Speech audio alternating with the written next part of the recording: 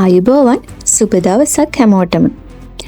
අද අපි ශ්‍රී ලංකාවේ පමණක් නොවේ මුළු ලෝකයේම ශ්‍රේෂ්ඨතම ආශ්චර්යයන්ගෙන් එකක් වන සිංහ පර්වත බලකොටුව ලෙස හැඳින්වෙන සීගිරිය ගැන තමයි කතා කරන්න යන්නේ.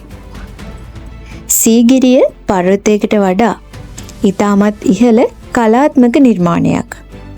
ඒ වසර 1500කට වඩා පැරණි ඉංජිනේරු ශිල්පය, කලාව, ප්‍රවීණත්වය සහ ඓතිහාසික වැදගත්කමේ සංකේතයක්. සීගිරිය ජාතික වස්තුවක් සහ ගෝලීය උරුම නිරූපකයක් ලෙස සැමරීමට සුදුසු වෙන්නේ ඇයි කියලා අපි දැන් බලමු. මම ඉතිහාසයෙන් ටිකක් පටන් ගන්නම්. සීගිරිය ක්‍රිස්තු වර්ෂ 5 වන සියවසේදී දේශපාලන නොසන්සුන්තාවයෙන් පෙළුණු කාලයක පළමු වන කාශ්‍යප රජු විසින් ඉදිකරනු ලැබුවා. ඔහුගේම පියා වන ධාතුසේන රජු බලයෙන් පහ කර ඝාතනය කළ බවට චෝදනා කිරීමෙන් පසු කාශ්‍යප අගනුවර දිවයිනේ මැදට අරන් ඇවිත් විභව තර්ජන වලින් ආරක්ෂා වීමට මෙම අඩි 660ක පර්වතය මත තම මාලිගාව ඉදිකරනවා. නමුත් ඔහු නිර්මාණය කරන්නේ බලකොටුවක්ම පමණක් නොවේ. එය විශිෂ්ට කලා නිර්මාණයක්. පර්වතය රාජකීය මාලිගාවක්, බලකොටුවක් සහ විනෝද උද්‍යානයක් බවට පරිවර්තනය වුණා. එය ඔහුගේ බලය, දැක්ම සහ අභිලාෂය පිළිබිඹු කරනවා. නූතන ඉංජිනේරුවන් මවිතයට පත් කරන ගෘහ නිර්මාණ ශිල්පය ගැන අපි දැන් කතා කරමු.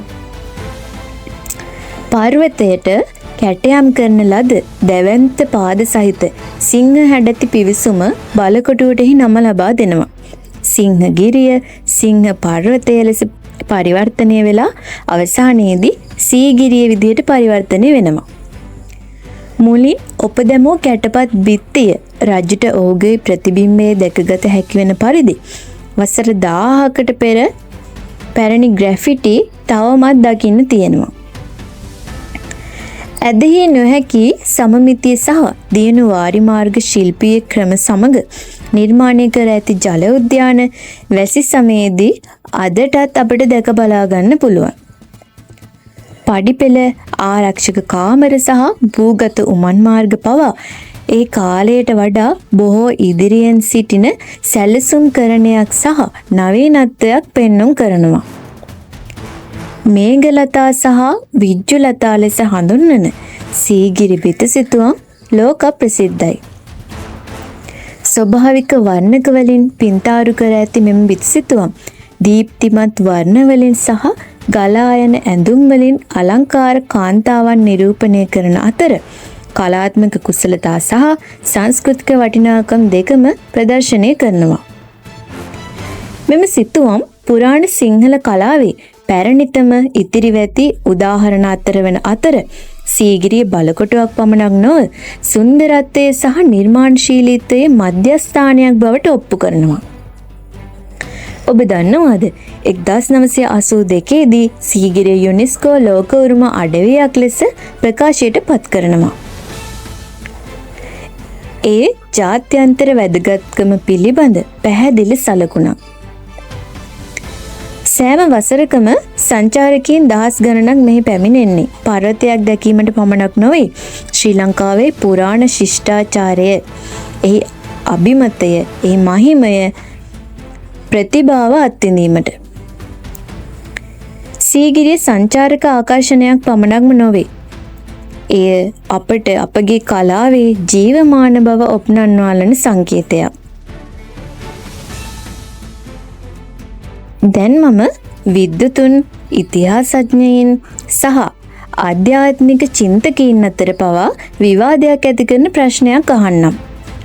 සීගිරිය සැබවින්ම ඉදිකරන ලද්දේ කාශ්‍යප රජු විසින්ද, එහෙමත් නැත්නම් ඒ මුලින් පුරාවෘත රාවණා රජුගේ මාලිගාවද?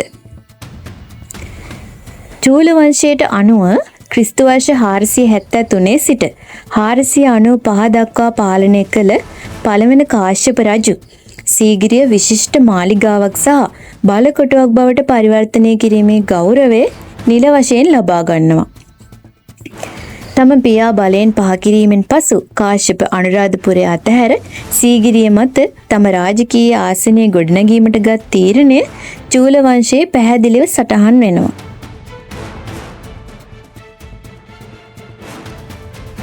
එබැවින් ප්‍රධාන ධාරාවේ ඓතිහාසික හා විද්‍යාත්මක දෘෂ්ටි කෝණයකින් කාශ්‍යප යනු අද අප දකින දේවල තහවුරු කරන ලද නිර්මාතෘ වෙනවා. එනමුත් ශ්‍රී ලංකාවේ ඉතිහාසය මිත්‍යා කතා සහ වාචික සම්ප්‍රදායටද ගැඹුරින් සම්බන්ධ වෙනවා. බොහෝ ශ්‍රී ලාංකිකයන් විශ්වාස කරන්නේ සීගිරිය කාශ්‍යපට වසර දහස් ගණනකට පෙර පැවති බවත් එය මුලින් රාමායන වීර කාව්‍යයේ එන පුරාවෘත්ත පාලකයා වන රාවණ රජුගේ මාලිගාව කියලා. රාවණ වසර 5000කට පෙර ලංකාව පාලනය කළ බව කියනු ලබන අතර බොහෝ දෙනෙක් විශ්වාස කරන්නේ සීගිරිය ඔහුගේ ගුවන් ප්‍රවාහය පද්ධතියේ කොටසක් බවයි.